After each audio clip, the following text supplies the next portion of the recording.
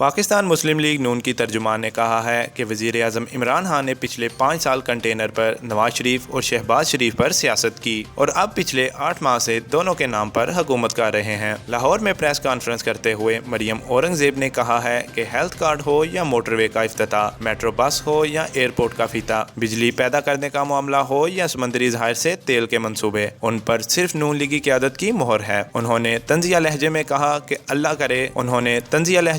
کہ اللہ کرے سمندری ذخائر سے تیل نکل آئے، لیکن موجودہ حکومت غریب عوام کا تیل نکال رہی ہے۔ وزیر اعظم اس پر غور کریں۔ ان کا کہنا تھا کہ واضح ہو گیا ہے حکومت نیب گٹھ جوڑ کے بارے میں اپوزیشن کا بیانیہ درست تھا۔ حکومت کی جانب سے سیاسی انتقام کے لیے نیب کے کالے قانون کو استعمال کیا جا رہا ہے۔ انہوں نے مطالبہ کیا کہ نیب چیئرمین کو وضاحت کرنا ہوگی کہ کیا فواد چودھری نیب کے ترجمان ہیں، اگر ہیں تو ان کا سرکاری نوٹیفیکیشن باضابطہ محمد سلیمان، العدنان نیوز، خبر وہ جو آپ کا حق ہے۔